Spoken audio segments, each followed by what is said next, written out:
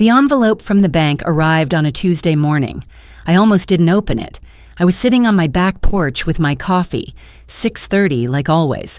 43 years of teaching third grade had programmed that into me. Even 8 years into retirement, my body knew when to wake up. The envelope was thin. I figured it was just my monthly statement. But when I opened it, the numbers didn't make sense. My pension deposit, $3,200, the same amount for the past 8 years, had been redirected to an account I'd never seen before, account ending in 7429. I didn't have an account ending in those numbers. I went inside, called the bank, waited through the automated menu, finally got a person. "This is Barbara Patterson," I said. "I'm calling about my pension deposit. It's going to the wrong account." The woman on the phone was quiet for a moment. I heard typing.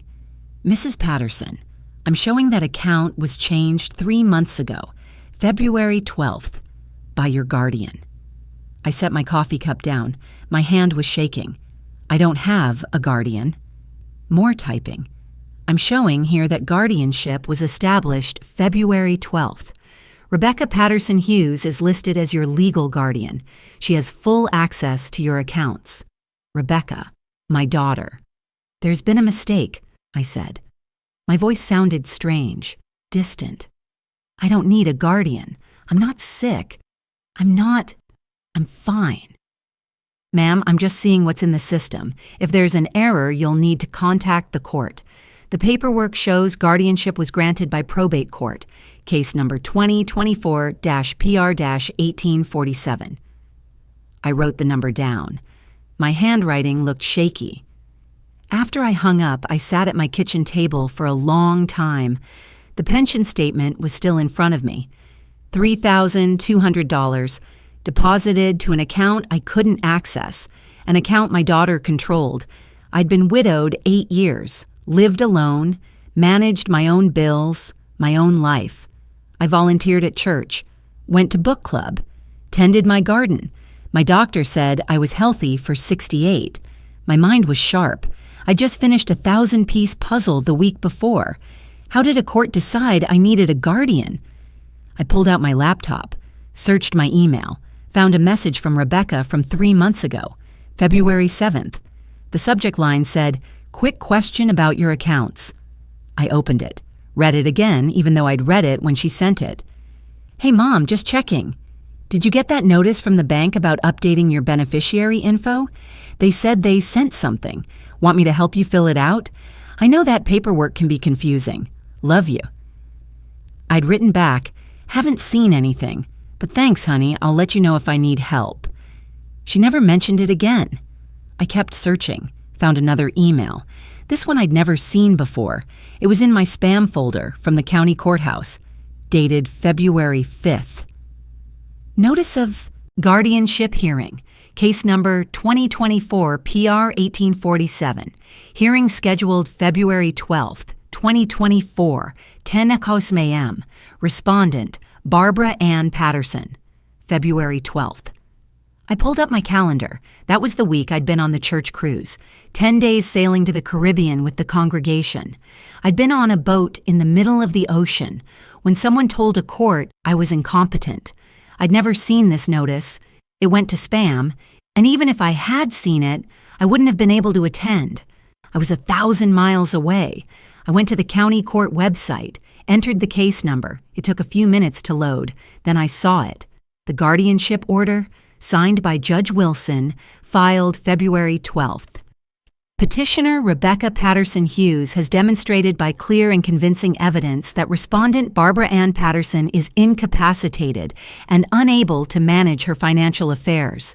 Guardianship granted. My name. Rebecca's signature at the bottom is guardian, a court date I'd never been told about, a hearing I'd never attended.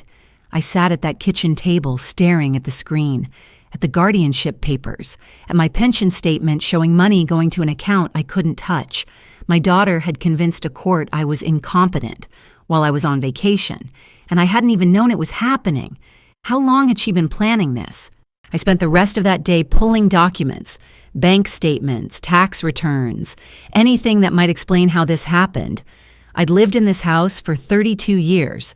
Bought it with my late husband, Tom, back when we were both teaching. He taught high school history.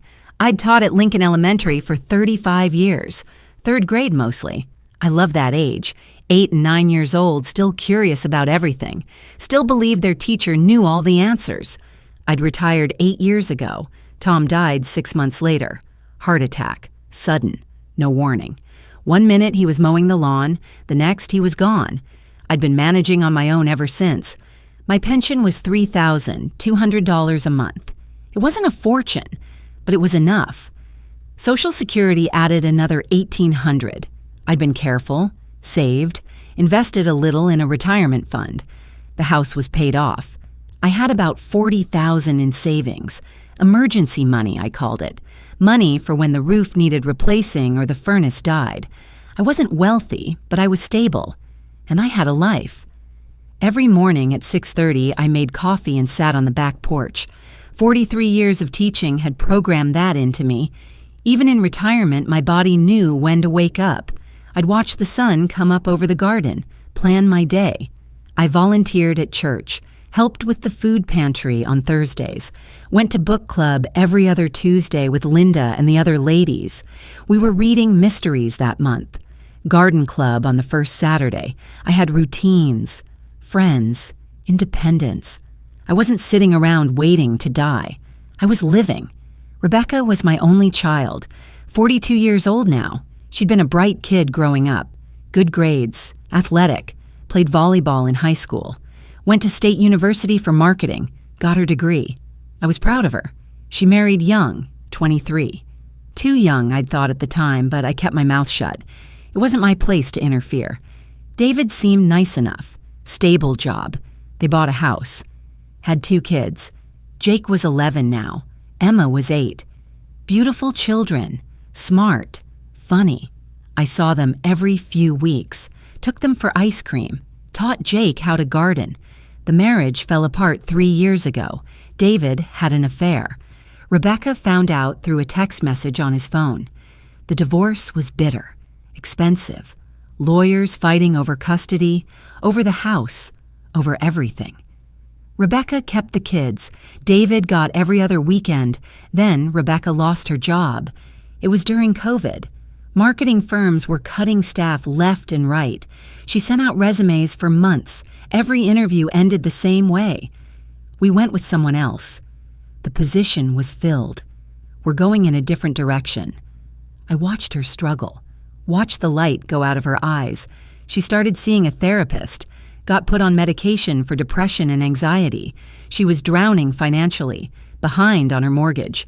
Couldn't afford groceries some weeks. I wanted to help. That's what mothers do. That's what I told myself. Over 20 years, I'd helped Rebecca financially. $45,000 for college tuition when her scholarships didn't cover everything. The state school was affordable, but there were still fees, books, housing. I didn't want her graduating with massive debt. $30,000 for her first house down payment. She and David couldn't qualify for the mortgage alone. The bank wanted 20% down. I gave it to them. $18,000 when I co-signed her car loan after the divorce. Her credit was shot. She needed reliable transportation to get the kids to school, to get to interviews. $12,000 for her divorce attorney fees. She was drowning in legal bills, and I couldn't let David's lawyer walk all over her. She deserved a fair settlement. And just 6 months ago, $8,000 she called a temporary loan for rent. She was 3 months behind, facing eviction. She'd called me crying. "Mom, I don't know what to do. I can't let the kids lose their home." I transferred the money that same day, $113,000 total. I never asked for repayment. I never even brought it up. She was my daughter. Those were my grandchildren. That's what mothers do. You help your family. But now, sitting at my kitchen table with those guardianship papers in front of me, I wondered, had she always been planning to take more? Last year, before my gallbladder surgery, Rebecca suggested I sign a power of attorney. We were having lunch at that cafe she liked downtown, the one with the good sandwiches. She brought it up casually between bites of her turkey club. "Mom, you should have someone who can handle things if something happens during surgery," she'd said. Just in case. It's just a precaution, in case you can't make decisions for yourself while you're recovering. It seemed reasonable. I was going under general anesthesia. What if there were complications? What if I couldn't sign checks or pay bills for a few weeks? Rebecca lived nearby. She could handle things. She'd brought the paperwork with her, said her friend who was a paralegal had drawn it up. Just needed my signature. I signed it right there at the table. Didn't read it, didn't ask questions. I trusted her. That was my mistake. I'd spent my whole life avoiding conflict, keeping the peace, putting family first. Tom used to tease me about it. "You'd give away your last dollar if someone asked nicely," he'd say. He wasn't wrong. I didn't like confrontation, didn't like disappointing people, especially Rebecca. After Tom died, she was all I had left. I didn't want to lose her too, so I ignored the signs. Last fall, Rebecca started asking questions about my pension. How much did I get each month? When did it deposit? What bank was it through? Could I check my balance online? "I'm just worried about you, Mom," she'd said. "You're getting older. I want to make sure you're financially secure. In case something happens." I'd felt grateful. My daughter was looking out for me, making sure I was taken care of. Then, in January, she'd suggested we meet with a financial advisor together, just to review your accounts. She'd said, "Make sure everything's in order. Make sure you're maximizing your retirement income." I told her I was fine. I'd been managing my own finances for 50 years. But she'd pressed, "Mom, you're 68. It's smart to have someone help you plan ahead. What if you need assisted living someday? What if you have medical expenses? We should make sure you're prepared." I'd deflected, changed the subject. I didn't like her implying I couldn't handle my own money. I wasn't senile. I wasn't confused. I paid my bills on time, balanced my checkbook, knew exactly how much I had in every account, but I should have paid more attention. I should have asked why she was suddenly so interested in my finances. That Tuesday afternoon, my neighbor Margaret knocked on my door. She was holding a casserole dish covered in foil, tuna noodle. I could smell it through the foil. Margaret was 70, retired librarian. She'd lived next door for 15 years. We'd become friends slowly. She'd bring over baked goods at Christmas. I'd water her plants when she visited her son Tom in Portland. Over the years, we'd developed a routine: coffee on my porch some mornings, book club together twice a month. She was the kind of neighbor who noticed things, who checked in. She took one look at my face and knew something was wrong. She set the dish on my counter, pulled out a chair, and sat down without asking. That was Margaret. She knew when words weren't necessary. "What's wrong?" she said. I told her about the bank, about the guardianship, about Rebecca, about the $113,000 I'd given her over the years, and how she'd apparently decided it wasn't enough. Margaret didn't interrupt. She just listened, her hands folded on the table. When I finished, she reached across and squeezed my hand. "Oh, Barb," she said. Her voice was soft, sad, like she was grieving something. "I'm so sorry. What are you going to do?" "I don't know," I said. My voice cracked. "I don't even know where to start." Margaret stayed for over an hour, made tea that neither of us drank.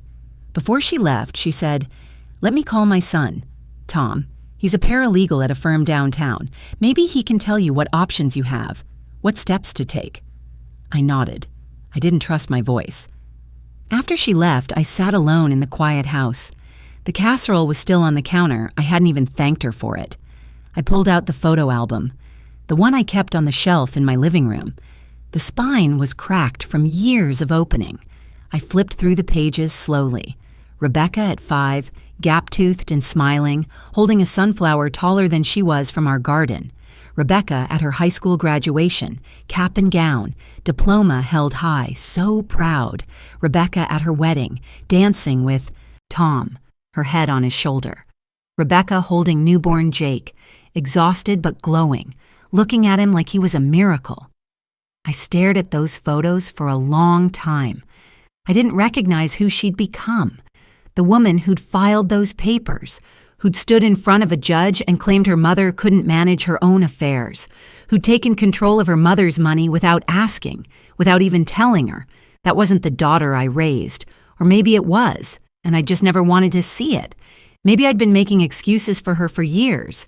Maybe I'd been so desperate to be a good mother that I'd let her take advantage of me. I closed the album, put it back on the shelf. That night, I didn't sleep. I lay in bed in the dark, staring at the ceiling, thinking about the $113,000 I'd given her, thinking about the power of attorney I'd signed without reading, thinking about how easily she'd taken everything, and thinking about what I was going to do next. Margaret's son called the next morning, Tom. He was 35, worked at a law firm downtown. Margaret must have called him as soon as she got home. "Mrs. Patterson," he said, "my mom told me what happened. I'm really sorry. This sounds like guardianship fraud." I'd been up since 5, couldn't sleep, made coffee, sat at my laptop searching for information about guardianships, how they worked, how they could be challenged. "What do I do?" I asked. "First, gather all your documents," Tom said. "Bank statements, medical records, anything that proves you're competent.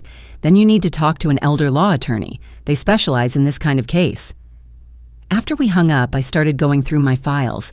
I kept everything organized in filing cabinet in my spare bedroom. Years of teaching had trained me to keep good records. I pulled bank statements going back 6 months. That's when I saw it. My pension deposits, $3,200 on the first of every month, had been redirected starting in March. 2 months ago, the money was going to an account I didn't recognize. Account ending in 7429. I kept digging, found my savings account statements. $15,000 withdrawn in March. One large transaction. I hadn't authorized it. I hadn't even known about it. My hands shook as I added it up. The pension deposits, the savings withdrawal, $21,400, gone in 2 months. I needed to understand how this happened. I went back to my email, started searching. Rebecca guardianship, Rebecca court, Rebecca petition. Nothing. Then I tried her brother's name, Michael, Rebecca's younger brother. He lived in Phoenix. We didn't talk much. He'd moved away after college, started his own life out west. That's when I found it, an email in my sent folder, from my account to Michael's, dated February 7th, but I hadn't sent it. I opened it. The subject line said, "Family Matter." The message read, "Michael, don't worry, I have it handled. The guardianship hearing is next week. She won't even know. Once it's finalized, I can access everything. I'll pay you back what I owe you by next month. Just trust me on this. Rebecca." I read it 3 times. My daughter had sent an email from my account to her brother about getting guardianship, about accessing everything. She'd planned this weeks in advance. She'd known exactly what she was doing. I picked up my phone, called Rebecca. She answered on the second ring. "Hey, Mom," she said. Her voice was light, casual, like nothing was wrong. "What's up?" "Rebecca, I need to talk to you about the guardianship." Silence. Then, "Mom, I told you, this is for your own good. You've been forgetting things. Getting confused? I'm just trying to help you." "I haven't been forgetting anything," I said. My voice was steady, calm. "I manage my own bills, my own life. I don't need a guardian." "Mom, you forgot to pay your electric bill twice last year. You got lost, driving to Sarah's house. You called me confused about your medications. I'm worried about you." None of that was true. I'd never missed a utility payment in my life.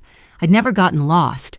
I'd taken a different route to my friend Sarah's because of construction. And I'd called Rebecca to ask if she'd seen a good price on my blood pressure medication, not because I was confused. "That's not what happened," I said. "Mom, you're getting older. It's normal to need help. There's nothing wrong with that. I'm just making sure you're taken care of." Her tone was patronizing, like she was talking to a child. "You took money from my savings account," I said. $15,000, without asking. Another pause. Longer this time. "That was for the kids' school expenses," she said. "You told me I could use it. Remember? You said you wanted to help with their tuition." I hadn't said that. I would never give her $15,000 without discussing it first, without transferring it myself. I need you to return the money, Rebecca, and I need you to reverse the guardianship. Mom, I can't do that. The court granted guardianship for a reason. You need someone to manage your finances, to make sure you don't get taken advantage of. The irony would have been funny if it wasn't so devastating. We'll talk about this later, she said. I have to go. I'm late for work.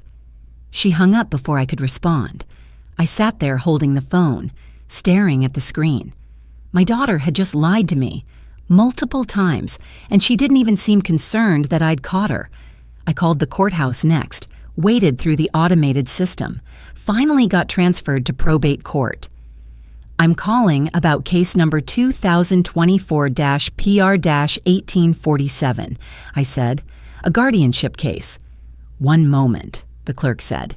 I heard typing. Barbara Ann Patterson? Yes, that's me. I'm the respondent. I need to know how to challenge the guardianship. Ma'am, the guardianship was granted February 12th. The court found you were incapacitated and unable to manage your financial affairs. I wasn't at that hearing, I said. I was never notified. Let me check the file. More typing. I'm showing service of process was completed February 5th. You were served notice of the hearing. You didn't file a response or appear. I never received any notice. Where was I supposedly served? At your residence, 723 Maple Street. That was my address. But I'd been on a cruise. I wasn't home. I was out of the country that week, I said. On a trip. There's no way anyone served me papers. According to the file, service was completed by a professional process server. There's a signed affidavit confirming service. That signature isn't mine. The clerk was quiet for a moment. Ma'am, if you believe service was improper, you'll need to file a motion to challenge the guardianship. You should speak with an attorney. How do I do that? An attorney can file an emergency motion with the court, but I can't give you legal advice. You'll need to consult with a lawyer. After I hung up, I sat at my kitchen table.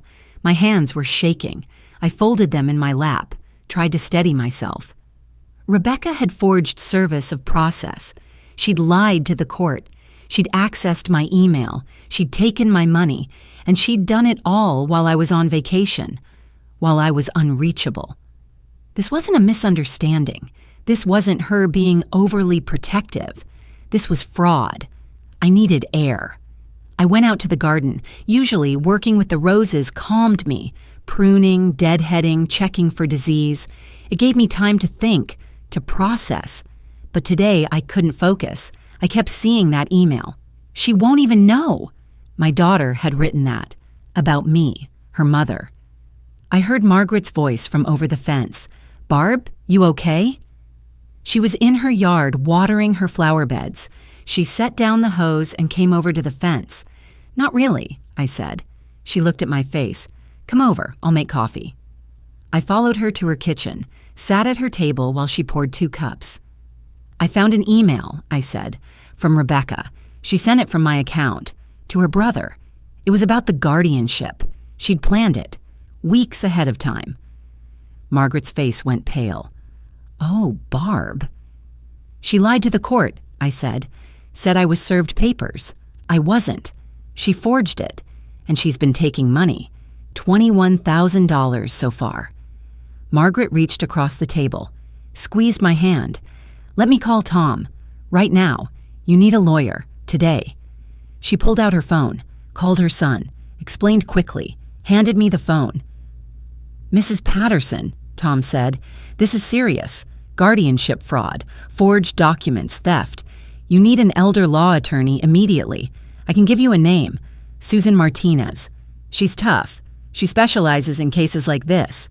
He gave me her number. I wrote it down on a napkin. When I got home, I found an envelope in my mailbox from Rebecca's attorney. The return address was a law firm downtown, Patterson and Associates. I opened it. It was a letter, formal, legal language. Dear Mrs. Patterson, This firm represents your guardian, Rebecca Patterson Hughes. As your legal guardian, Ms. Patterson Hughes has been granted authority over your financial affairs by order of the probate court. Per this authority, Ms. Patterson Hughes has determined that your residence at 723 Maple Street is larger than necessary for your needs. We are moving forward with listing the property for sale. Proceeds will be placed in a managed account for your care. You will be notified of suitable alternative housing arrangements. Please contact this office if you have questions. I read it twice, then a third time. Rebecca wasn't just taking my money. She was trying to sell my house. The house I'd lived in for 32 years. The house Tom and I bought together. The house where I'd raised my daughter. That night, I sat in my living room. My living room that Rebecca was apparently trying to sell, and I made a decision. I wasn't going to call her again. I wasn't going to give her a chance to explain. I was going to find a lawyer. I was going to fight back. For the first time in 42 years of being her mother, I was putting myself first. I called Susan Martinez first thing Friday morning. Her assistant answered, professional, efficient. Martinez Law, how can I help you? I need to speak with Susan Martinez. It's about a guardianship case. It's urgent. 1 moment, please. I waited, heard hold music. Classical. Mozart, I thought. The assistant came back. Ms. Martinez can see you this afternoon, 3 o'clock. Does that work? Yes, thank you. Her office was downtown, 10th floor of a building with a view of the river. I got there 15 minutes early. Sat in the waiting room, leather chairs, magazines about senior living, framed certificates on the walls, elder law attorney, licensed since 2004, member of the National Academy of Elder Law Attorneys. Susan came out to get me herself. She was in her 50s, dark hair pulled back in a neat bun, reading glasses on a chain around her neck, navy suit. She shook my hand firmly. Mrs. Patterson, come on back. Her office had a large desk, bookshelves full of legal texts, a window overlooking the city. On her desk, I noticed a photo of an elderly woman smiling at the camera. Her mother, maybe. Next to it, a candy dish filled with butterscotch. Please sit, Susan said, gesturing to a chair across from her desk. Tell me what happened. I'd brought everything. 3 folders worth of documents, bank statements going back 6 months, the guardianship order I'd found online, printouts of the emails, the letter from Rebecca's attorney about selling my house. I spread them out on her desk. She listened without interrupting, took notes on a yellow legal pad. Her handwriting was neat, organized. When I finished, she set down her pen and looked at the documents, picked up the guardianship order first, read it carefully, then the email printout, then the bank statements. Several minutes passed, just the sound of pages turning, the quiet hum of the air conditioning. Finally, Susan looked up. This is guardianship fraud, she said. Her voice was matter-of-fact, professional, but I heard anger underneath, controlled. Your daughter obtained guardianship under false pretenses. She forged service of process. She lied to the court about your capacity, and she's committed theft, multiple felonies actually. Hearing someone else say it, someone who knew the law, who dealt with these cases, made it real, made it undeniable. Can I challenge it? I asked. Absolutely. Susan picked up the guardianship order again, pointed to a line near the bottom. Look at this. It says you were served February 5th, but you were out of the country, on a cruise. That means service was never properly completed. That alone invalidates the entire proceeding. The hearing should never have happened without you present.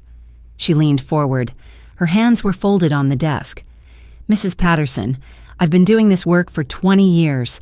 I've seen a lot of guardianship abuse cases. This one is particularly egregious. Your daughter planned this carefully. She waited until you were unreachable. She forged documents. She's been systematically draining your accounts. This isn't a case of a well-meaning child being overprotective. This is calculated theft. What do I do? Susan pulled out a fresh legal pad, started making a list. Here's our strategy, she said. First, we file an emergency motion to challenge the guardianship. We request an immediate hearing. We present evidence that service was never properly completed, that you were never given notice or opportunity to contest. That's grounds for dismissal right there.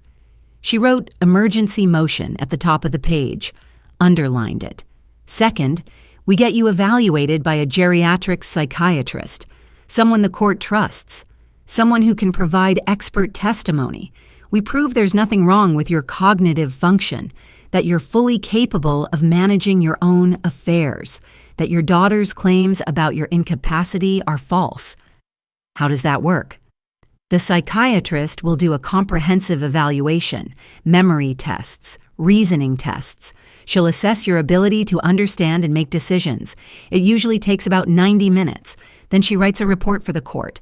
Given what you've told me, how you've investigated this, organized these documents, understood the legal issues, I have no doubt you'll pass with flying colors. Susan wrote cognitive evaluation on her list. Third, we document everything your daughter has taken.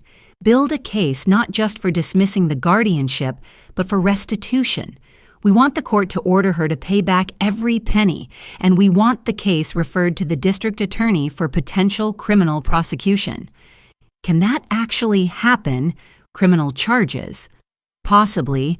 Guardianship fraud is a crime. Elder financial abuse is a crime. The DA doesn't always prosecute in family situations, but they should know about it. At minimum, your daughter needs to understand this isn't just a civil matter. There are real consequences. Susan looked at me directly. Mrs. Patterson, I need to be honest with you. Your daughter will fight this. She has a lawyer. She'll claim you're unstable, forgetful, confused, that you don't understand what's happening, that you need protection. She'll try to make you look incompetent. I'm not incompetent. I know that, and we're going to prove it. But be prepared for her to say things, ugly things, about your age, your memory, your judgment. It's going to be hard to hear. I thought about Rebecca's voice on the phone, the patronizing tone. Mom, you're getting older. It's normal to need help. I can handle it, I said. Good. Susan made more notes. How long does this take? Emergency motions usually get heard within 2 to 3 weeks. Maybe sooner if the judge sees the urgency. I'll file the motion Monday. We should have a hearing date within a week. We spent the next hour going through everything. Susan made copies of all my documents, used her scanner, built a file. She created a timeline on a whiteboard in her office. February 5th, fraudulent service of process claimed. February 7th, I was on the cruise. February 12th, hearing without me present. Guardianship granted. March 1st, pension redirected to Rebecca's account. March 15th, $15,000 withdrawn from savings. May 3rd, letter received about selling my house. $21,400 so far, Susan said, writing the number on the board in red marker. That we can prove. Has she accessed anything else? Retirement accounts? Investment funds? I don't know. I haven't checked everything. We need to check everything. Right now. Can you log into your accounts online? I pulled out my laptop, set it on her desk. We went through each account systematically. My pension through the state retirement system, compromised, redirected to Rebecca's account. My checking account, she'd added herself as a joint owner using the power of attorney. My savings, $15,000 gone in one transaction. My investment account through the retirement system, this one showed a different story. Look at this, Susan said, pointing at the screen. March 20th, attempted withdrawal, $32,000, but it was blocked. See this note? Early withdrawal penalty applies. Account holder must confirm in person. She tried to take my retirement fund? She tried. The system flagged it as unusual, required verification. The penalty would have been steep, 10%, but she was willing to pay it. She wanted that money. Susan did the math on a calculator. If she'd succeeded, you would have lost another $30,000. That brings the total attempted theft to over $50,000, plus your pension going forward, plus the proceeds from selling your house. The scope of it kept expanding. She hadn't just wanted some money, she'd wanted everything. What do? We need to freeze everything immediately, Susan said. I'll draft a letter to your bank. We're going to set up 2-person authorization on all your accounts. She won't be able to touch anything else without your explicit approval. Even though she's technically your guardian right now, we're challenging that. Make it clear to the bank that you're contesting her authority. Susan typed quickly, printed a letter, handed it to me. Take this to your bank today. Talk to a manager. Get it done before close of business. She set up an appointment for me with a geriatric psychiatrist, Dr. Emily Chen. Monday morning, 9 o'clock. She's excellent, Susan said. The court trusts her. She'll evaluate your cognitive function, memory, reasoning, decision-making capacity. It's a standard assessment. Questions, some simple tasks, some memory exercises. You'll do fine. I felt a flutter of anxiety. What if? I hesitated. What if there is something wrong with me? What if I'm forgetting things and I don't realize it? Susan set down her pen, looked at me directly. Mrs. Patterson, you've spent the last 4 days investigating fraud. You found email evidence hidden in your sent folder. You traced financial transactions across multiple accounts. You organized documents chronologically. You called the courthouse and asked the right questions. You contacted me. You brought me a complete file with everything I need. She gestured at the documents spread across her desk. Does that sound like someone who's incapacitated?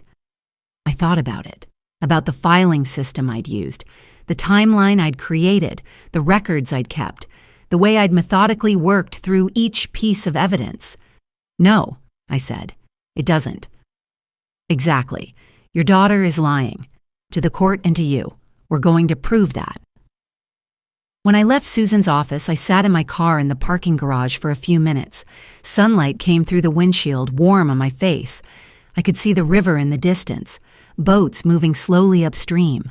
For the first time in a week, I felt something like hope. Not relief, this wasn't over, not peace. There was still a fight ahead, but hope, real, solid hope. I had a lawyer, a good lawyer. I had a plan. I had evidence. I wasn't helpless. I wasn't confused. I wasn't the person Rebecca had described to that judge. I was going to fight back, and I was going to win. I drove straight to the bank, walked in with Susan's letter, asked to speak to a manager. The manager, a woman in her 40s named Patricia, read the letter carefully, asked me questions, verified my identity, made phone calls to the legal department. This is highly unusual, she said. Your daughter is your legal guardian. She has authority over these accounts. The guardianship is being challenged, I said. It was obtained fraudulently. I'm contesting it. I need to protect my assets until the court resolves this. Patricia made more calls. Finally nodded. All right, we'll set up 2-person authorization. Any transaction over $500 will require in-person verification by you. Your guardian, your daughter, won't be able to complete transactions without you present.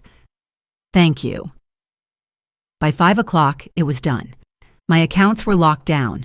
Rebecca couldn't access anything else. That weekend, I took more steps. Called a locksmith Saturday morning, had him come out and change all my locks. New deadbolt on the front door, new lock on the back door, new keys. Rebecca had a key to my house. She'd asked for one years ago. Just in case, Mom, she'd said. In case you lock yourself out, in case there's an emergency. I'd given it to her without question, not anymore. Sunday morning, I drove to my estate attorney's office. Different lawyer, Jane Holloway, the one who'd drawn up my will 15 years ago. I'd called her Friday, asked for an emergency meeting. I need to update everything, I told her. We went through it all. I removed Rebecca as executor, removed her as beneficiary. Instead, I set up a trust for my grandchildren. Jake and Emma would inherit everything when I died, but it would be managed by a professional trustee, someone Rebecca couldn't manipulate, couldn't access. The house, the retirement accounts, the savings, all of it goes into the trust, I explained. The kids get it when they turn 25, for education, for starting their lives, but their mother doesn't touch it. Jane looked at me carefully. Barb, this is a major change. Are you sure? Yes, I'm very sure. She drafted the documents. I signed them. It was done. Monday morning, I went to see Dr. Chen. Her office was in a medical building near the hospital. Quiet, calm. The waiting room had landscape watercolors on the walls, soft music playing. Dr. Chen was younger than I'd expected, maybe 40, Asian, kind face, gentle voice. She wore a white coat over professional clothes. Mrs. Patterson, she said, shaking my hand. I'm Dr. Emily Chen. Your attorney explained the situation. I'm going to do a comprehensive evaluation today. It'll take about 90 minutes. I'm going to ask you questions. Some might seem very simple, some might seem odd. Just answer honestly. There's no right or wrong answer. I'm not testing you. I'm assessing your cognitive function. We went into her office. She had me sit in a comfortable chair. She sat across from me with a clipboard. First, I'm going to tell you 3 words. I want you to remember them. I'll ask you to recall them later. The words are apple, table, penny. Can you repeat those back to me? Apple, table, penny. Good. She asked me questions. What year was it? 2024. Who was the president? I told her. What month? May. What day of the week? Monday. Where were we? Her office in the medical building on Elm Street. She asked me to count backward from 100 by 7s. 93, 86, 79, 72. She stopped me at 65, said that was fine. She showed me pictures, asked me to name objects, clock, pen, key, glasses, book. She asked me to draw a clock showing 3:15. I drew the circle, the numbers, the hands. She nodded. She asked me about my daily routine, my morning coffee, my volunteer work at church, my book club, my garden club, what books I'd read recently, who my friends were. She asked me about managing finances. Did I pay my own bills? Yes. How did I remember when things were due? I kept a calendar. I had automatic payments set up for utilities. Did I balance my checkbook? Yes, every month. Did I understand my bank statements? Yes. Could I explain what had happened with my daughter? Yes, I did. Clearly, chronologically. After an hour, she asked me to recall the 3 words from the beginning. Apple, table, penny. Excellent. She set down her clipboard, took off her reading glasses. Mrs. Patterson, she said, I've evaluated hundreds of older adults for cognitive capacity. You are one of the sharpest 68-year-olds I've assessed. Your memory is excellent. Your reasoning is clear. Your judgment is sound. You have no signs of dementia, no signs of cognitive impairment. You are fully capable of managing your own financial affairs, your own healthcare decisions, your own life. I felt something release in my chest, a tightness I hadn't realized was there. Can you put that in writing? I asked. For the court? I'm writing my report this afternoon. I'll send it to your attorney by end of business today. I called Susan from the parking lot. My hands were shaking slightly, but not from fear, from relief. Dr. Chen said I'm fine, I told her. She said I'm sharp, no cognitive issues. I know, Susan said. I could hear the smile in her voice. She called me already, said you're one of the most cognitively intact clients she's evaluated in months. She said your daughter's claims are completely unfounded. So what happens now? Now we file. I'm submitting the emergency motion this afternoon. I'll attach Dr. Chen's report, your bank records, the email evidence, everything. We'll request a hearing within 2 weeks.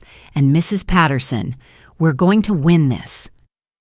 That evening, Tom came by. Margaret's son. He knocked on my door around 6, brought his laptop and a messenger bag full of papers. My mom told me about the hearing, he said. I want to help you set up some protections, monitoring systems, fraud alerts. We sat at my kitchen table. He opened his laptop, showed me how to set up alerts on all my accounts.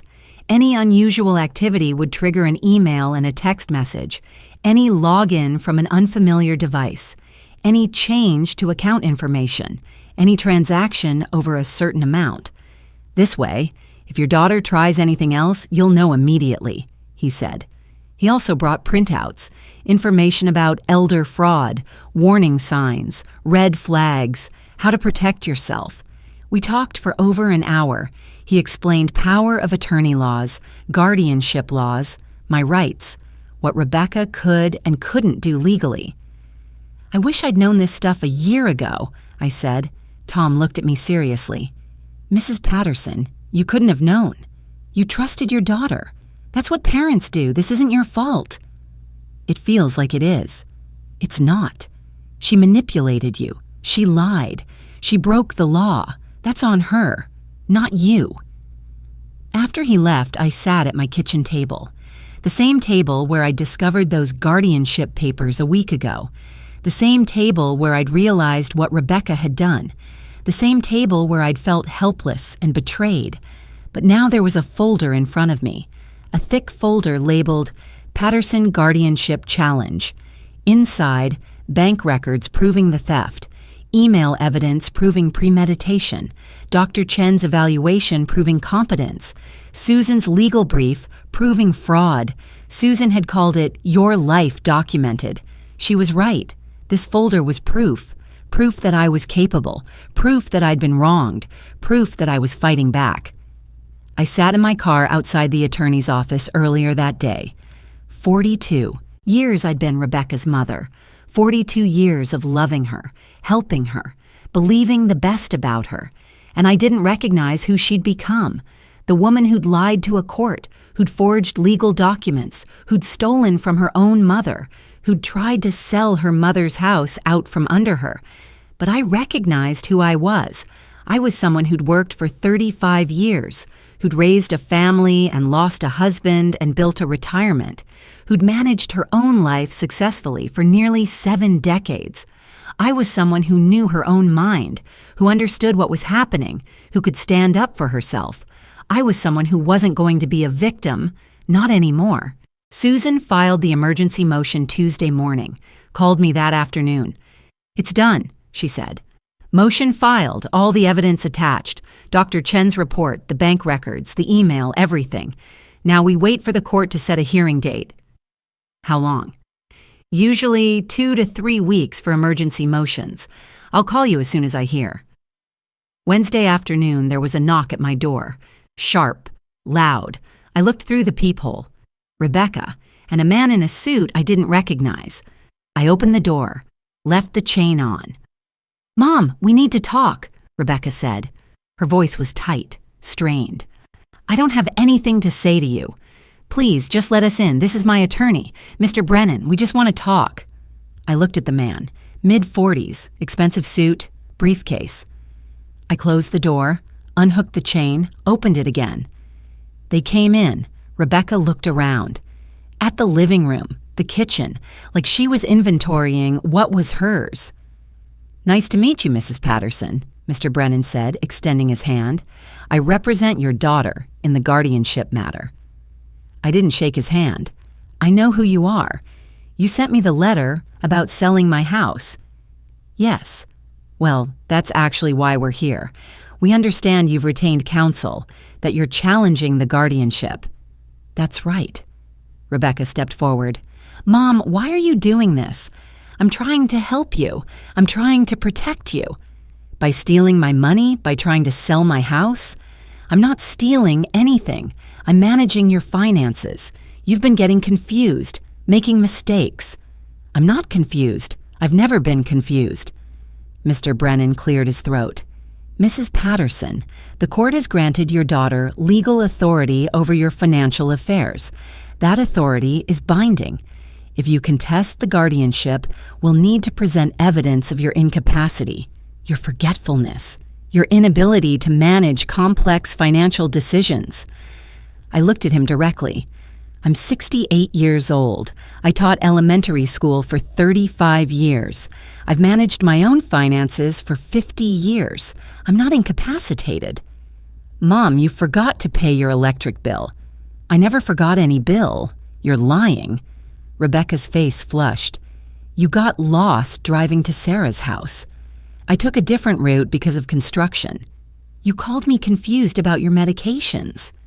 I asked if you'd seen a good price on my blood pressure medication. I was comparison shopping.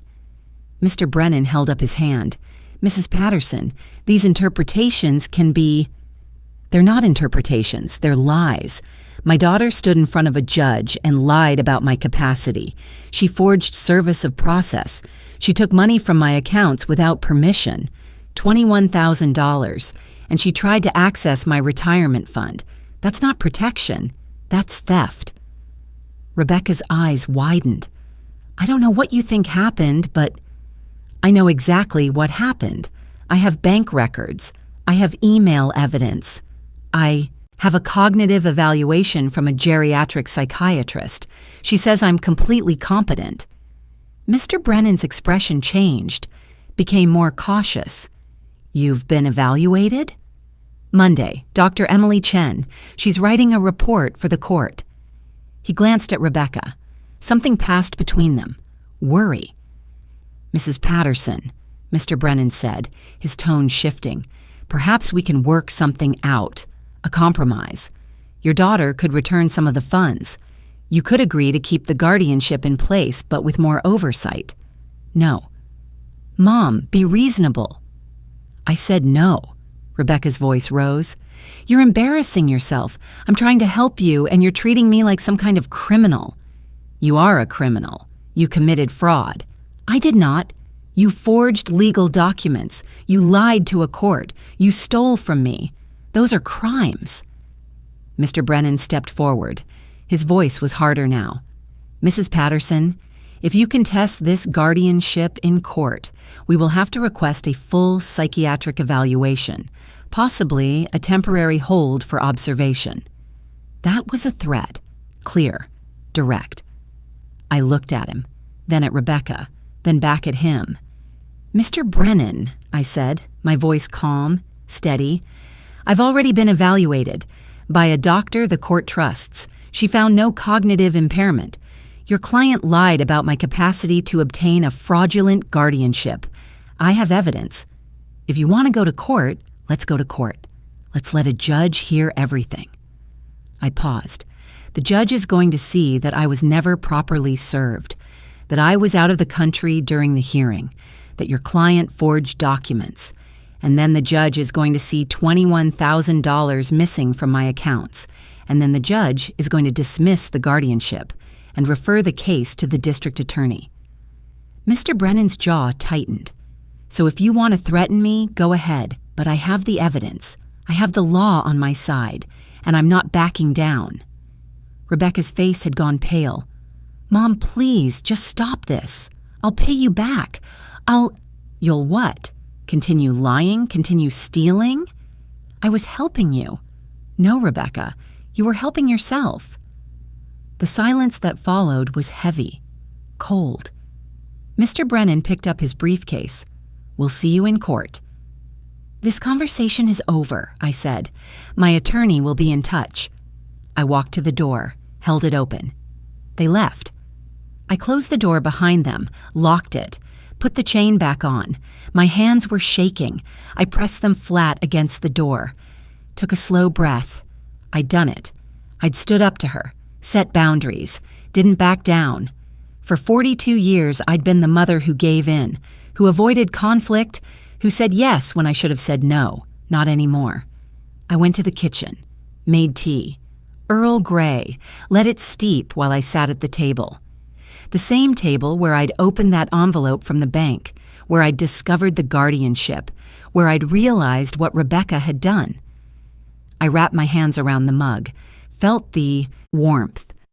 This wasn't just about money, it was about autonomy, dignity, the right to make my own choices, the right to live in my own house, be treated like a competent adult. Rebecca had tried to take that from me, had called me incapacitated, confused, in need of protection. She was wrong. I realized something that afternoon. Rebecca didn't just steal my money, she tried to steal my identity, my independence.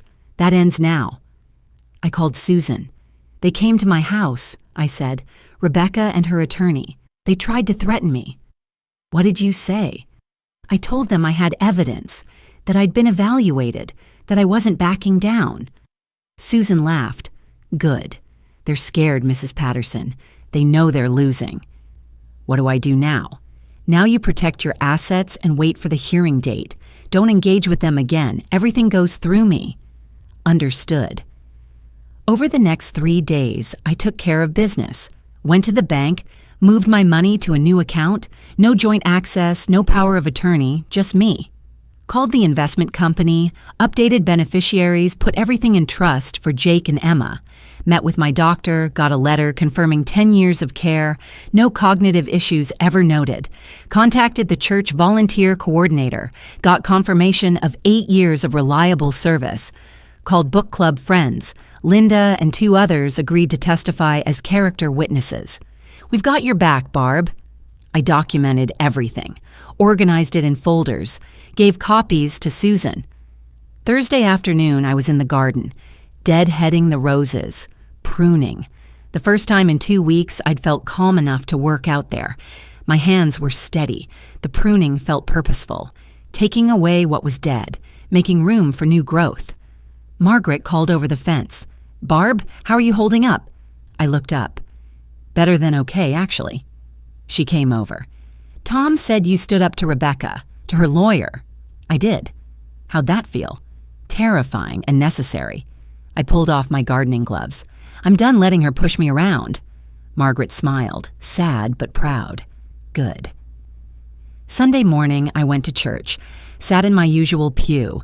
The service was familiar, comforting. Hymns I knew by heart. Afterwards, I helped in the food pantry. Linda pulled me aside. If you need anything, testimony, support, whatever, just ask. The routine felt grounding. This was my life, my community, my independence. Susan called Tuesday evening. We have a hearing date, she said. May 29th, 10 days from now, Judge Wilson. 10 days. That's fast for an emergency motion. The judge saw the evidence and decided this needed immediate attention. After I hung up, I sat in my living room. The house was quiet. 10 days. In 10 days, I'd walk into that courtroom, face Rebecca, face a judge. I wasn't nervous. I was ready. I had 10 days to prepare to take my life back. Over the next 10 days, Susan and I prepared. We met 3 times at her office. Reviewed every piece of evidence, bank statements, emails, medical evaluations, witness letters, everything. She'd organized it all into labeled exhibits, professional binders with tabs. The judge needs to see organization, she said, competence documented. We practiced my testimony. She asked me questions the way Rebecca's attorney would, hard questions, accusatory questions. Mrs. Patterson, isn't it true you've been forgetting things? Isn't it true you need help managing your affairs? Over and over until I could answer calmly, clearly, without getting defensive or emotional. She prepared me for what Rebecca would say, how she'd try to paint me as confused, forgetful, in need of protection, how her attorney would try to twist innocent moments into evidence of incapacity. They'll make it sound bad, Susan said. They'll say you got lost driving, you forgot bills, you called asking about medications. None of it's true, but they'll present it that way. You need to be ready to correct each claim, firmly, factually. I can do that. I know you can. We went through potential questions. What's your daily routine? Do you pay your own bills? Do you drive? Do you have friends? Do you volunteer? Can you explain what happened with the guardianship? Can you explain how you discovered the fraud? I answered each one. Susan took notes, made suggestions. Add more detail here. Be more specific there. Don't just say you volunteer at church. Explain what you do. Show the judge you're active, engaged, competent. By the 3rd session, I felt prepared. Nervous, but prepared. Thursday, 5 days before the hearing, Rebecca's attorney called Susan. They wanted to meet, discuss a settlement. Susan called me. They want to negotiate. That means they're worried. What kind of settlement? I don't know yet, but I wanted to check with you first. Are you willing to negotiate? I thought about it, about Rebecca standing in my living room, lying. about the threats, the patronizing tone, the $21,000 she'd stolen. "I want the guardianship dismissed," I said. "Completely, no compromise, no partial arrangement. I want full control of my finances back."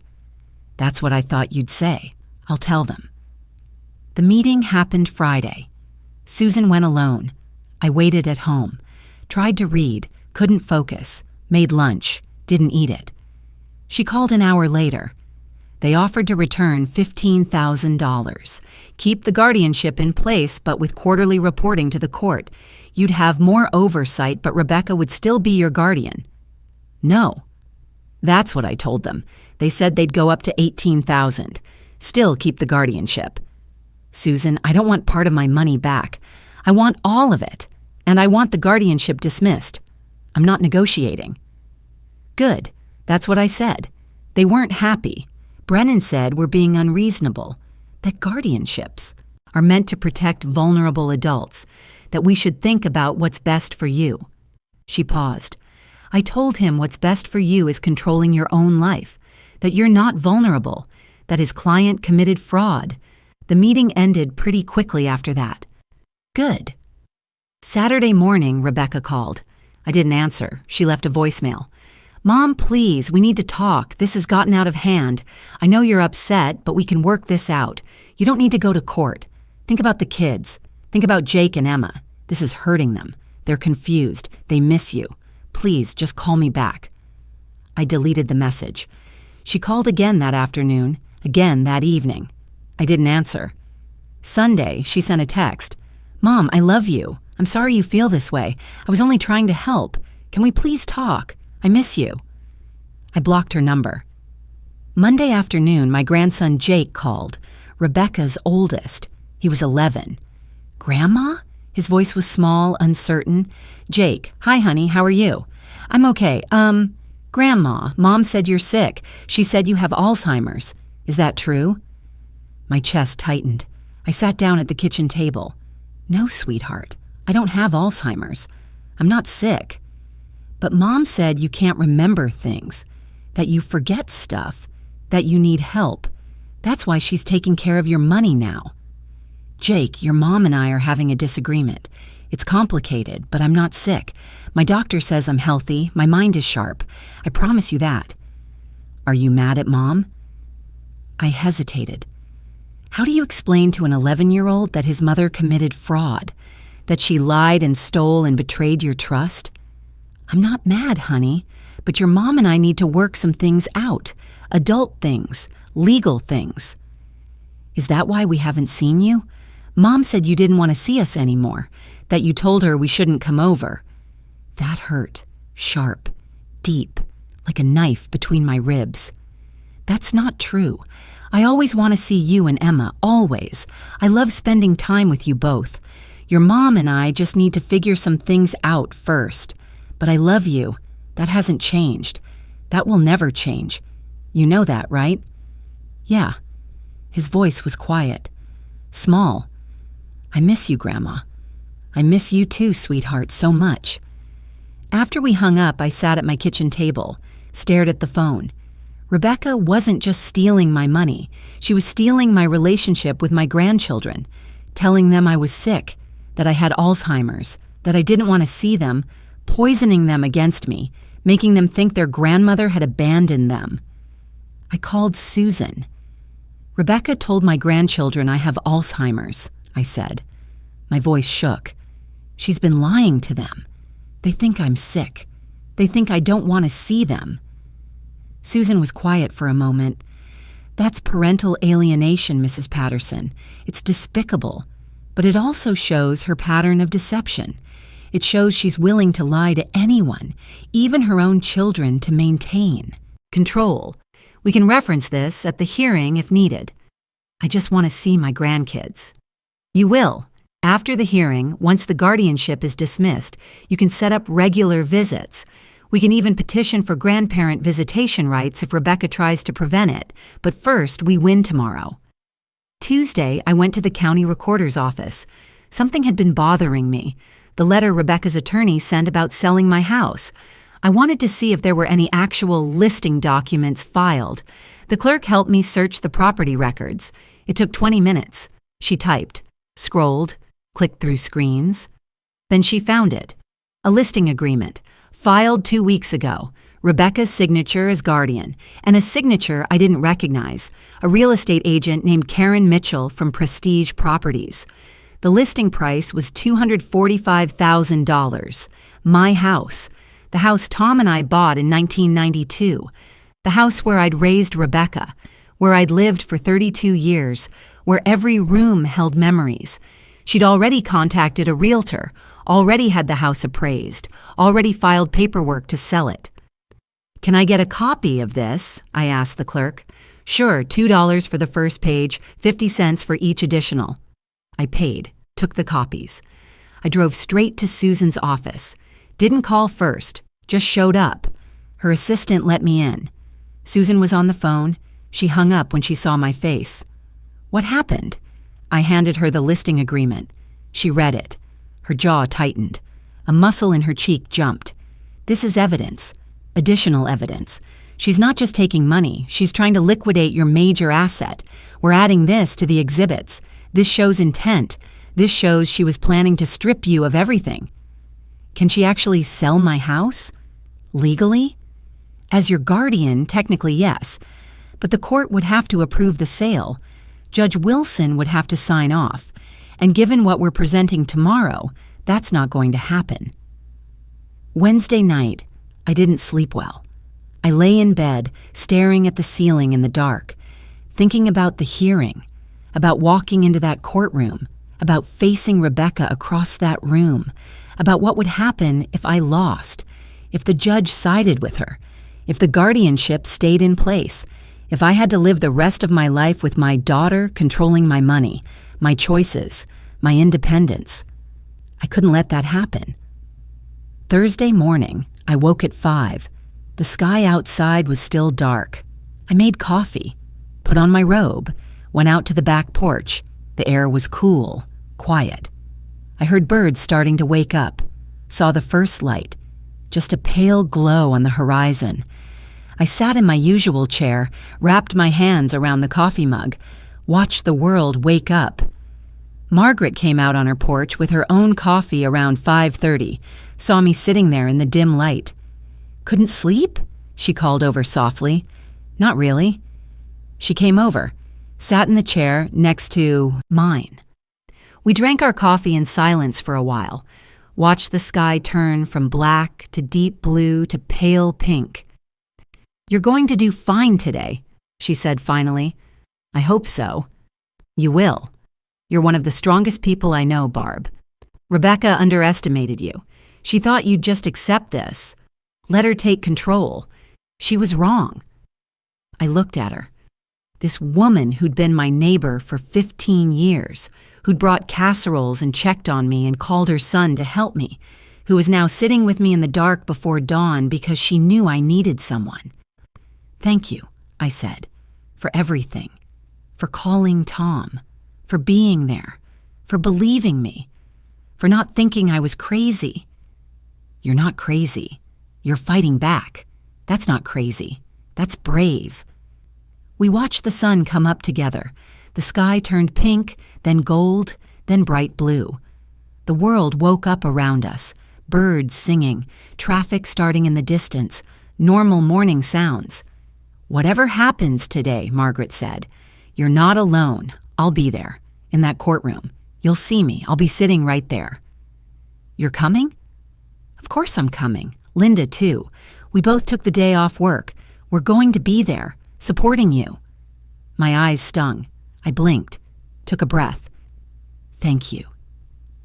After Margaret went back inside, I stayed on the porch a while longer, watched the morning light spread across my garden, the roses I'd planted and pruned and cared for, the stone path I'd laid one piece at a time, the wooden bench Tom had built our first summer here. This was my home, my life, my independence. I'd earned every bit of it. And today, I was going to prove that. I went inside, showered, put on my best clothes, a navy blue suit I'd bought for church functions 2 years ago, Pearl earrings Tom had given me for our 20th anniversary. Low heels I could walk in comfortably. I looked at myself in the mirror. 68 years old, gray hair I'd stopped dyeing a decade ago, lines on my face from smiling, from teaching, from living. I looked like myself, competent, capable, clear-eyed. Susan picked me up at 8. The hearing was at 9:30. "Ready?" she asked when I got in the car. I took a breath, let it out slowly. Ready. We drove downtown, parked in the courthouse garage, rode the elevator to the 3rd floor, probate court. The hallway outside the courtroom was already full. I saw Rebecca standing near the wall with Mr. Brennan. They were talking quietly. Rebecca saw me. Our eyes met for a second. She looked away quickly. Susan touched my arm. "Remember what we practiced. Stay calm. Answer the questions clearly. Tell the truth. That's all you need to do." Okay. Margaret was there. Linda, Tom. They'd all come. They were sitting on a bench against the wall. Linda stood up when she saw me, hugged me tight. "We're right here, Barb. Right here with you." The bailiff opened the courtroom doors. "Patterson guardianship hearing. All parties, please enter." This was it. I walked into the courtroom. My footsteps echoed on the tile floor. The room was formal, serious, wood paneling, American flag, state flag, the judge's bench at the front. Susan guided me to a table on the left. Rebecca and Mr. Brennan sat at the table on the right. The judge wasn't in yet. We waited. My heart was pounding, but my hands were steady. I was ready. The bailiff stood. "All rise. The Honorable Judge Catherine Wilson presiding." Everyone stood. The judge entered. She was in her 60s, gray hair, black robe. She looked at the room once, then sat. We all sat. "Be seated," the bailiff said. Judge Wilson adjusted her glasses, looked at the file in front of her. "This is case number 2024-PR-1847 in the matter of the guardianship of Barbara Ann Patterson. I've reviewed the emergency motion to dismiss and the supporting documents. This is a hearing to determine whether the guardianship should be terminated." She looked at Mr. Brennan. "Mr. Brennan, you're representing the guardian, Rebecca Patterson Hughes?" "Yes, Your Honor." "And Ms. Martinez, you're representing Mrs. Patterson?" Susan stood. "Yes, Your Honor." "All right. Mr. Brennan, present your case." Mr. Brennan stood, buttoned his suit jacket. "Your Honor, this guardianship was established in February after careful consideration of Mrs. Patterson's declining capacity. My client, Rebecca Patterson Hughes, is Mrs. Patterson's daughter. She sought guardianship out of genuine concern for her mother's welfare." He gestured to Rebecca. She sat very still, hands folded, face serious. "Mrs. Patterson is 68 years old. She's exhibited signs of memory loss, confusion about financial matters, forgetfulness with daily tasks. Ms. Patterson Hughes observed these concerning behaviors over several months. She consulted with her mother's neighbors, with family friends.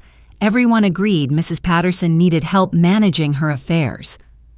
I wanted to object, to say that wasn't true. Susan touched my arm lightly. "Stay calm." The court granted guardianship after reviewing the petition and supporting affidavits. Ms. Patterson Hughes has managed her mother's finances responsibly.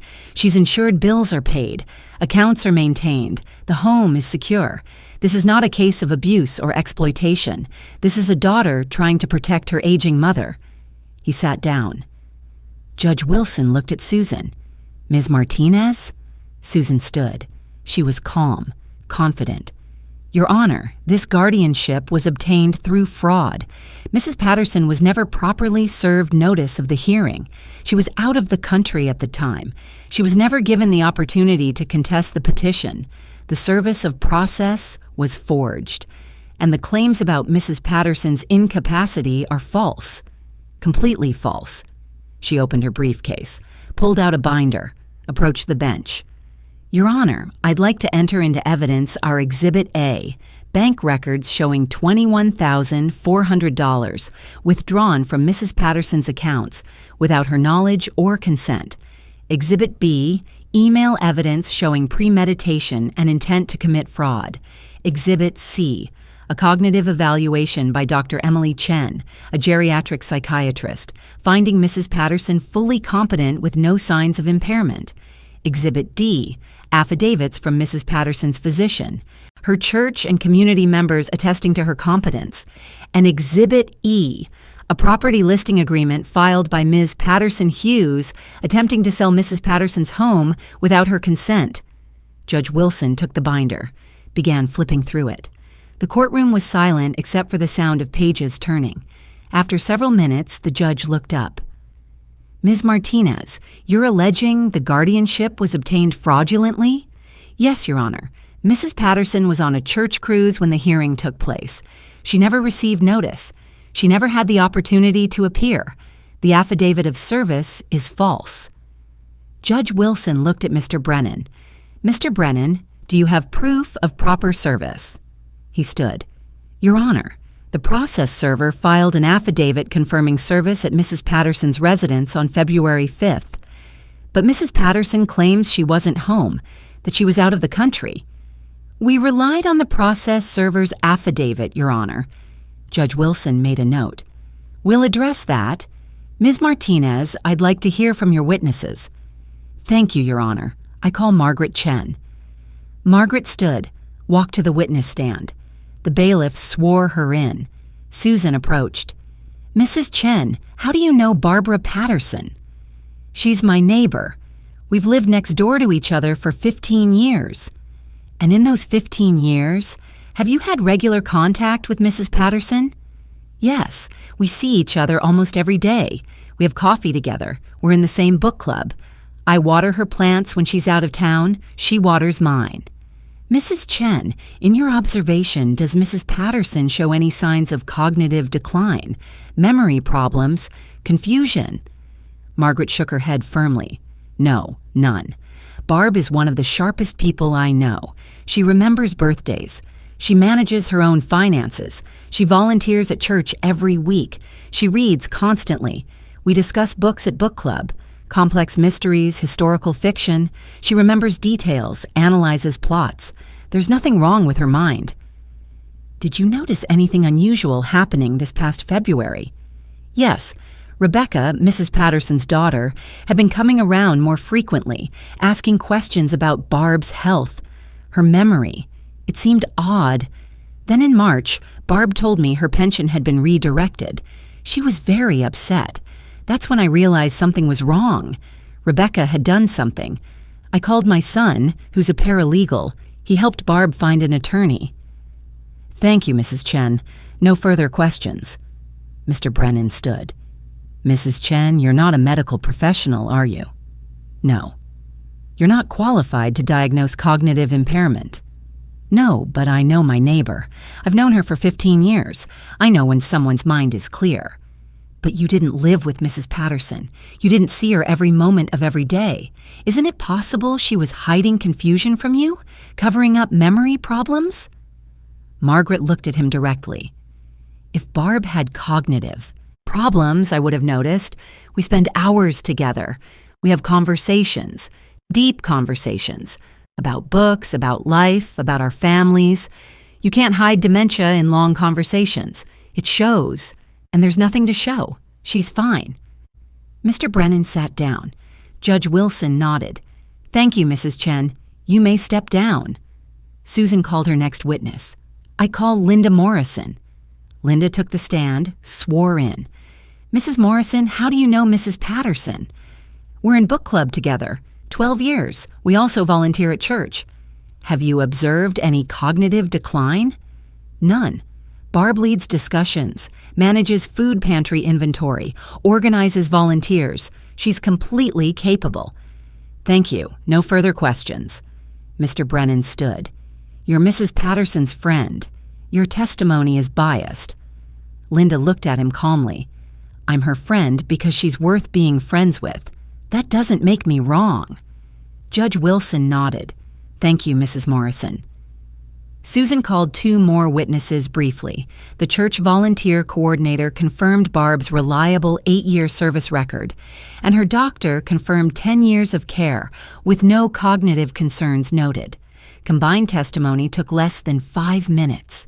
Then Susan said, "Your Honor, I call Barbara Patterson." I stood. My legs felt steady. I walked to the witness stand, raised my right hand. "Do you solemnly swear to tell the truth, the whole truth, and nothing but the truth?" "I do." I sat down, looked at Susan, then at the judge, then at Rebecca. She was looking down at the table. Susan approached me. Her voice was gentle. "Mrs. Patterson, please state your full name for the record." "Barbara Ann Patterson." "How old are you?" 68. "Are you currently under a guardianship?" "Yes. My daughter, Rebecca Patterson Hughes, was appointed my guardian by this court in February." "Were you present at the hearing where guardianship was granted?" "No, I was not." "Why not?" "I didn't know about it. I was on a church cruise, 10 days in the Caribbean. I left February 7th. I returned February 18th. The hearing was February 12th. I was on a boat in the middle of the ocean." "Were you served notice of the hearing?" "No, I never received any notice. I found a notice in my email spam folder later, but I never saw it before the hearing, and even if I had, I couldn't have attended. I was out of the country." "Mrs. Patterson, can you tell the court about your daily life, your routine?" I took a breath. "I wake up at 6:30 every morning. I've done that for 43 years. I was a teacher, 3rd grade. I retired 8 years ago. I make coffee, sit on my back porch, watch the sunrise. Then I plan my day. I manage my own household. I pay my bills on time. I balance my checkbook every month. I manage my investments. I volunteer at my church food pantry every Thursday. I'm in a book club that meets twice a month. I have a garden club once a month. I have friends. I have a life. I'm not incapacitated." "Did your daughter express concerns about your capacity before filing for guardianship?" "She asked questions about my finances last fall, about my pension, my accounts. She suggested I needed help planning for the future. I told her I was fine. I've managed my own finances for 50 years. Then she suggested I sign a power of attorney before my gallbladder surgery.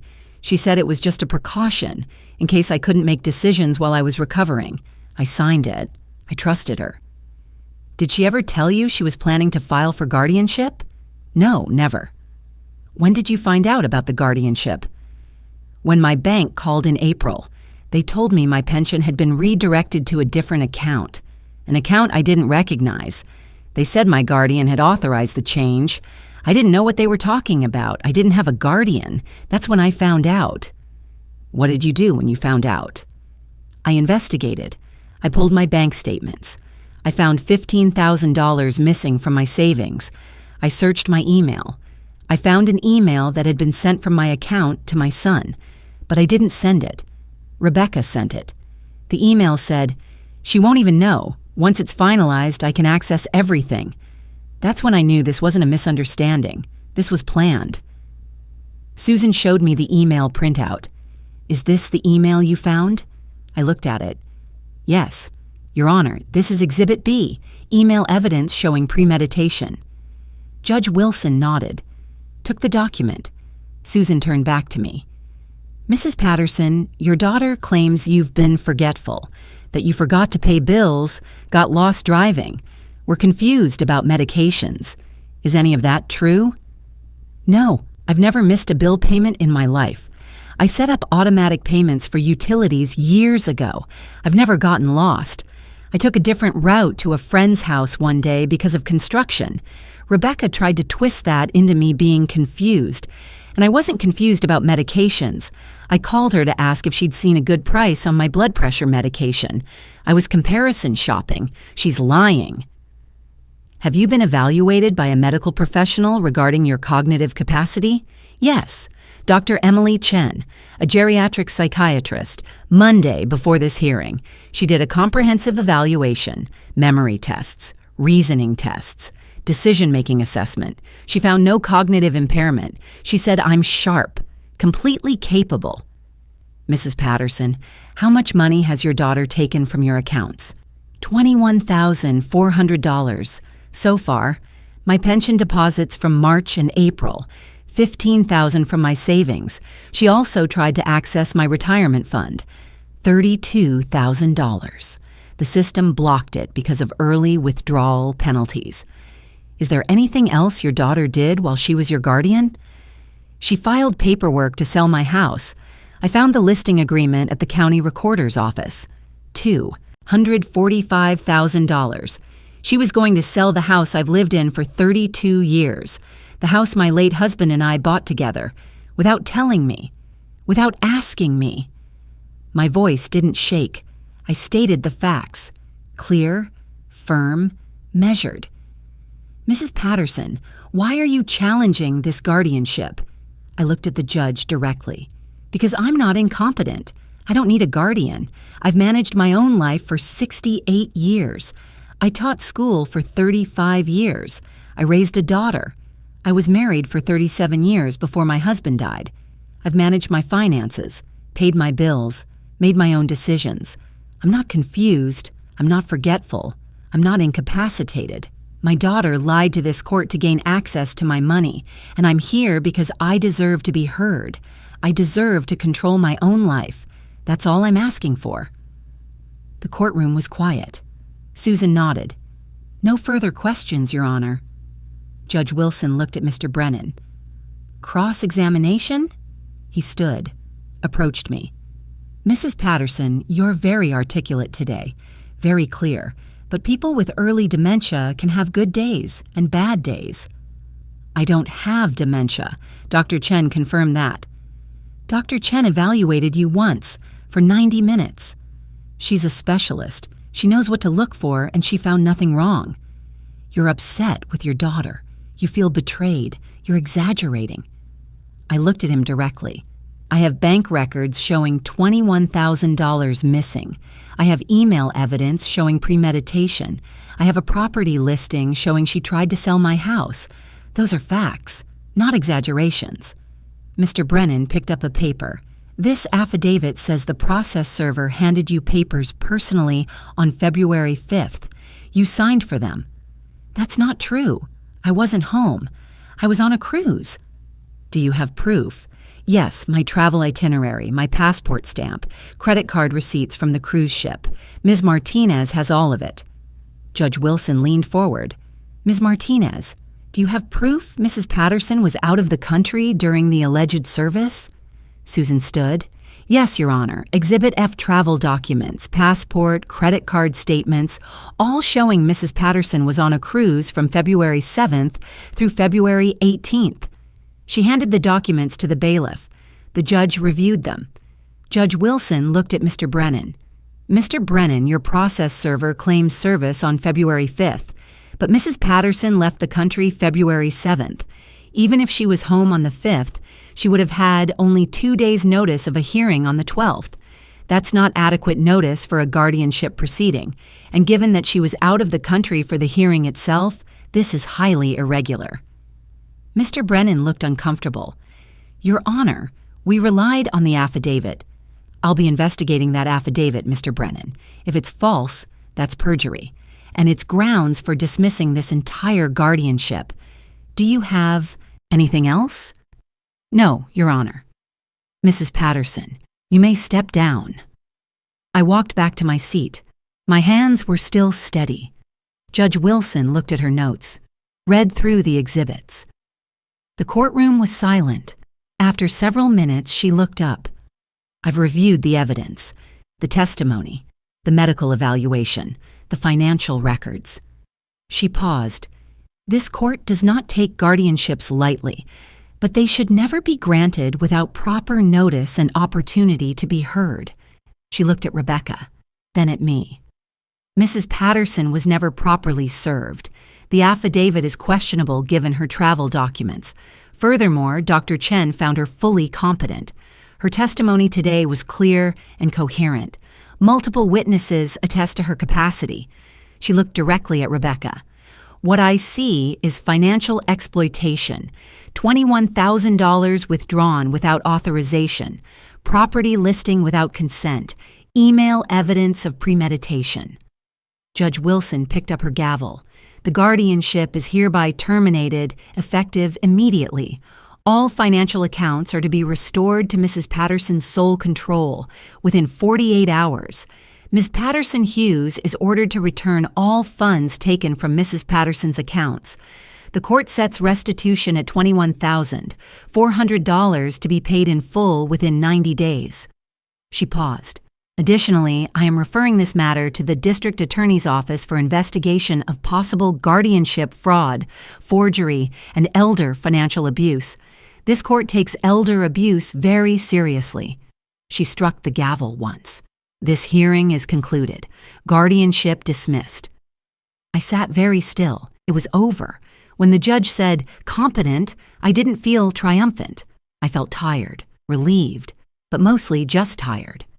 Susan squeezed my arm. "You did it." Behind me, I heard Margaret and Linda. Quiet sounds, relief, support. Rebecca and Mr. Brennan were already leaving. She didn't look at me, just walked out quickly. The judge left the bench. The bailiff called, "All rise." We stood. Outside the courthouse, Rebecca tried to approach me. She was standing near the exit. I saw her, kept walking. Susan put her hand on my arm. "She'll have to repay everything. The court will make sure of it." I nodded. Margaret was waiting nearby. Linda, Tom. They walked out with me. The sunlight felt warm on my face. "How do you feel?" Margaret asked. I thought about it. "Free," I said finally. "I feel free." The paperwork took 3 days. Susan filed the court order Monday morning. By Wednesday afternoon, my bank accounts were back in my control. Just mine. No guardian, no joint access, no power of attorney.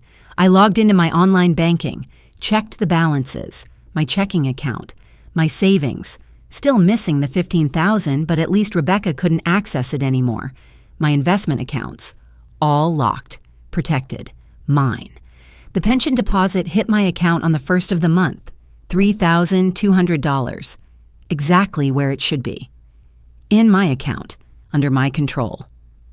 I went grocery shopping that weekend, bought what I wanted, didn't check my balance 3 times, didn't worry about whether I had enough, didn't have to justify my choices to anyone. That small freedom meant everything. The court ordered Rebecca to repay the $21,400, full restitution. She had 90 days to pay it back in full, or the court would set up a payment plan with interest. Susan called 2 weeks after the hearing. Rebecca's attorney contacted me. They want to set up a payment plan, $500 a month. It'll take 3.5 years. Will I get interest? Yes, 6% annually. That's standard. Then I agree to the payment plan. I didn't need the money immediately. I was stable. My pension was secure.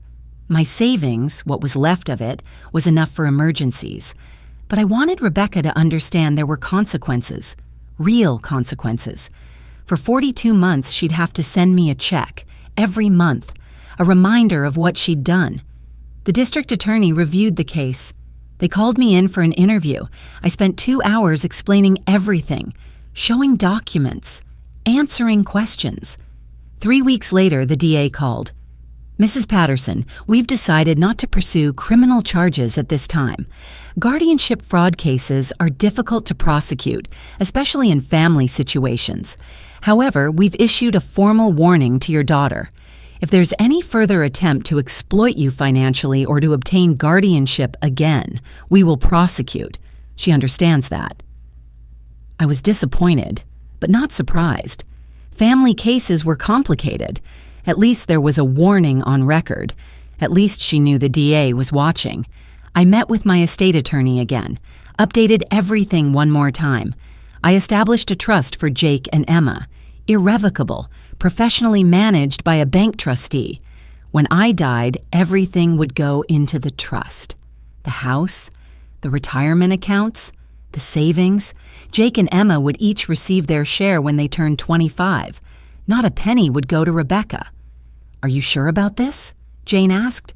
Cutting your daughter out completely? I'm sure. She stole from me. She lied about me. She tried to take everything. She doesn't get to benefit from my death. All right. I'll draw up the documents. I also updated my will, my healthcare directive, my financial power of attorney, this time with strict limitations and oversight. If I ever needed someone to manage my affairs, it would be a professional guardian from the court, not a family member. Never again a family member. 2 weeks after the hearing, Margaret came over with coffee. We sat on my back porch. Early morning, the air was cool, the garden was blooming. "How are you doing?" she asked. "Better. Good, actually." I sipped my coffee. "Thank you for everything, for being there, for testifying, for sitting in that courtroom with me. You don't have to thank me. That's what friends do." She paused. "What you did, standing up to Rebecca, fighting back, that took courage." I didn't feel courageous. I felt scared. Courage isn't not being scared. Courage is being scared and doing it anyway. Margaret stayed for over an hour. We talked about books, about the garden club meeting coming up, about her son Tom moving to a new job, normal things, easy things. "You know," she said as she was leaving, "I'm proud of you, Barb." "Thank you." After she left, I sat on the porch a while longer, thought about friendship, about neighbors who become family, about how Margaret had been there when my actual family wasn't. Susan sent her final bill 3 weeks after the hearing. I opened it expecting thousands of dollars, legal fees, court costs, expert witness fees. The bill was for $2,000, a fraction of what it should have been. I called her. "Susan, this can't be right. You worked on my case for weeks. This is too low." "It's right," she said. "I reduced my fees. You're on a fixed income. And honestly, this case was important to me. Elder exploitation makes me angry. You deserve justice. You got it. That's worth more to me than full billable hours." My voice caught. "Thank you." "You're welcome. And Barb, stay in touch. I mean that. If you ever need anything, call me. Even if it's not legal. Even if you just need someone to talk to." "I will." We'd started as attorney and client. We'd become something else. Not quite friends, but close. Allies. Women who'd fought together and won. Tom stopped by one Saturday afternoon, brought his laptop again. "Just checking in," he said. "Making sure the monitoring systems are still working. Making sure you're getting the alerts." We sat at my kitchen table. He pulled up my accounts on his computer, showed me the activity logs. Everything normal, everything secure. "You know," he said, "what you went through, it happens more than people realize. Elder financial abuse, family members taking advantage. I started researching it after your case. It's an epidemic." I didn't know. Most people don't, until it happens to them. He closed his laptop. "My mom and I have been talking about starting something, maybe a support group, for people who've been through guardianship abuse. Would you be interested in sharing your story, helping others?" I thought about it, about Jake's call, about other people who might be going through what I went through, about other grandmothers who might be losing their homes, their independence, their dignity. "Yes," I said, "I'd be interested." 4 weeks after the hearing, Jake called again. "Grandma, it's Jake." "Hi, sweetheart, how are you?" "I'm okay. Mom said I could call you. She said you and her worked things out, kind of." "We're working on it. Can I see you? Can Emma and I come visit?" My chest tightened, but in a good way. "Yes, of course. I'd love that. Maybe this Saturday? Mom said she'd drop us off for the afternoon." "That sounds perfect." Saturday came. Rebecca pulled up in front of my house, got out, opened the back door for Jake and Emma. I stood on my porch, waiting. The kids ran up to me. Emma hugged me tight. "Grandma, I missed you." "I missed you too, baby." Jake was more hesitant, uncertain, but he hugged me too. Rebecca stood by the car. We looked at each other. She opened her mouth, closed it, then said quietly, "I'll pick them up at 4. "Okay." She got back in the car, drove away. I took Jake and Emma inside, made them snacks. We sat at the kitchen table, the same table where this whole nightmare had started. But today it was just cookies and milk and grandchildren. "Grandma," Emma said, "are you really not sick?" "I'm really not sick. I'm healthy. I promise." "Mom said you were sick. She said that's why she had to help you." "Your mom and I had a disagreement. We didn't handle it well, but I'm not sick, and I'm glad you're here." We spent the afternoon in the garden. I showed them the roses, taught them how to deadhead the blooms, how to check for pests. Emma found a ladybug. Jake asked about the different varieties. At 4 o'clock, Rebecca came back. The kids hugged me goodbye, promised to come back next week. After they left, I went back to the garden, stood there in the late afternoon sun, thought about rebuilding, about what could be salvaged and what was lost forever. My relationship with Rebecca was broken, maybe permanently, maybe we'd find our way back to something, maybe not. I didn't know. But Jake and Emma, they were worth fighting for, worth rebuilding for. I went to garden club that week. Linda hugged me at the door. "We saved you a seat." The other women welcomed me back, asked how I was, didn't push for details, just accepted me back into the routine. Normal felt good. Sunday morning, I went to church, sat in my usual pew. The service was familiar, comforting.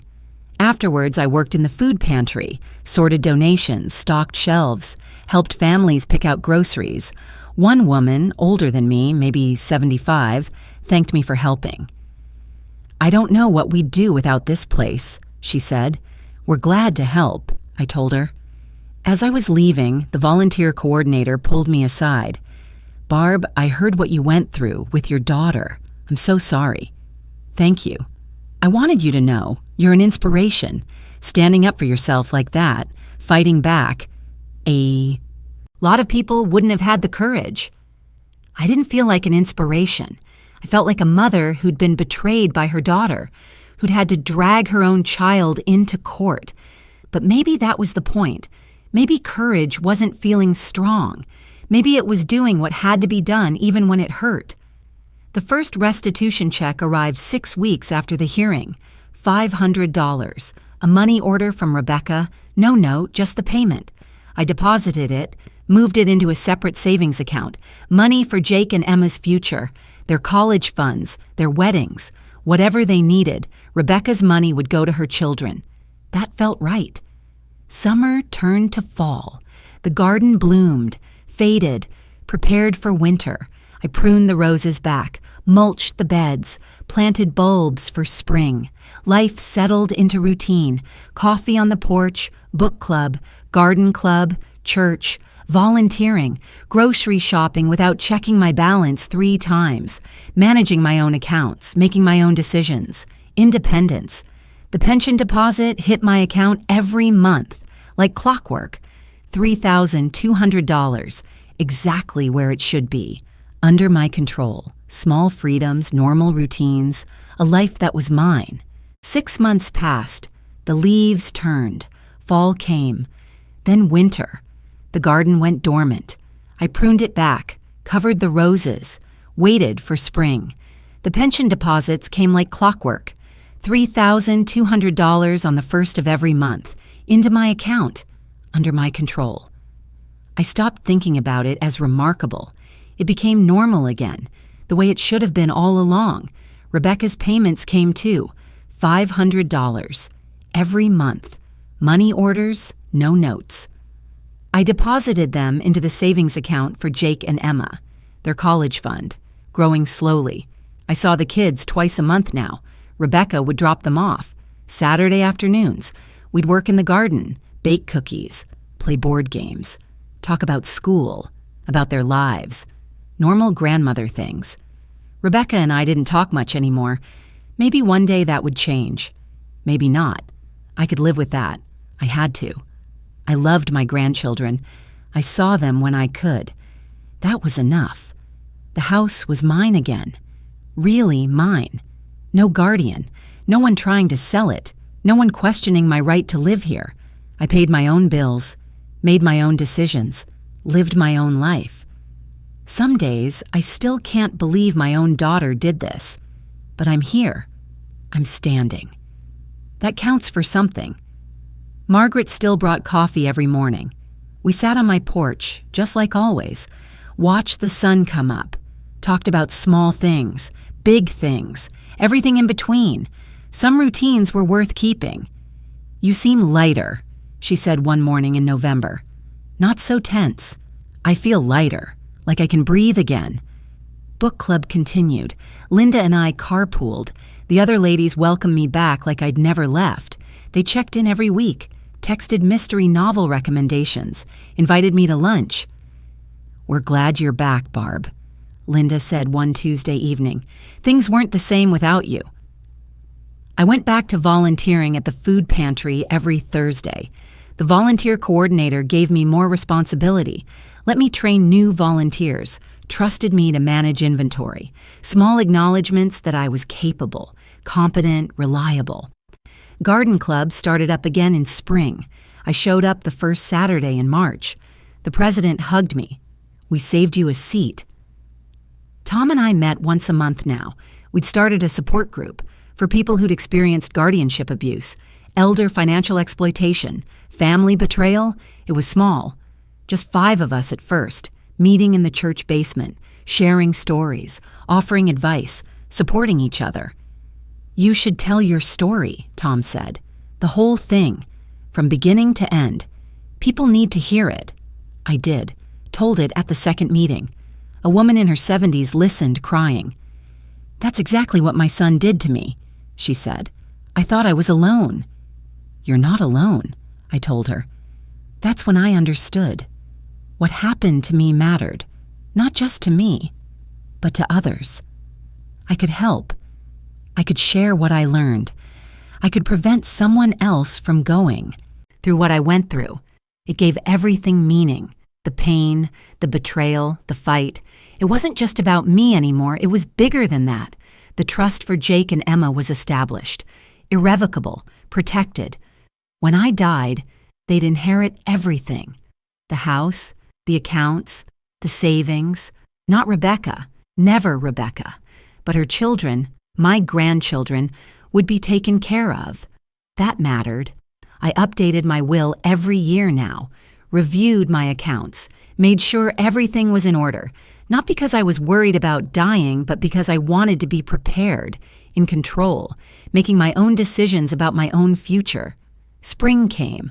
I planted new roses, varieties I'd wanted to try for years. The garden was mine to design, mine to tend, mine to enjoy. One Saturday in April, I was working in the garden when Jake and Emma arrived. Rebecca dropped them off, gave me a small nod. I nodded back. Progress, maybe, or just civility. Either way, it was something. Jake helped me plant the roses. Emma drew pictures of butterflies she'd seen. We worked together in the sun, peaceful, comfortable. "Grandma," Jake said, "Mom said you're teaching other people about what happened." "I am, at a support group." "That's cool. You're like, helping people." "I'm trying." "I think that's really cool." After they left, I sat on the back porch, watched the sun set over the garden, thought about the past year, about everything that had happened. I'd lost things. My relationship with Rebecca, maybe permanently, my sense of security. I'd never fully trust the same way again. My innocence about family. I knew now that love didn't always protect you from betrayal, but I'd gained things too. Clarity about my own strength, confidence in my own judgment, deeper friendships with Margaret and Linda and Susan, purpose through helping others, and most importantly, my independence. I woke up every morning in my own home, made my own decisions, controlled my own money, lived my own life. It wasn't the retirement I'd planned, but it was mine, and nobody was going to take advantage of me again. I went inside, filed the latest pension statement in my cabinet, everything organized, everything in order, everything under control, my life, my choices, my future. I was 68 years old. I had decades left, probably. Good years. I was healthy, active, engaged.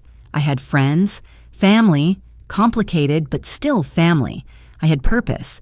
I was rebuilding, slowly, one day at a time, one pension deposit at a time, one coffee with Margaret at a time, one visit with Jake and Emma at a time. Some days were hard. Some days I looked at Rebecca's childhood photos and grieved the relationship we'd never have again. Some days I felt angry, betrayed, hurt. But most days I felt okay. Good, even. Free. I stood in my kitchen, the same kitchen where I'd opened that envelope from the bank 8 months ago, where I'd discovered the guardianship, where I'd felt helpless and lost. But I wasn't helpless. I wasn't lost. I was right here, standing in my own kitchen, in my own house, living my own life. I'd fought back. I'd stood up for myself. I'd taken my daughter to court and won. I'd survived. More than survived. I'd reclaimed my life. And that was enough. It had to be enough, because it was mine.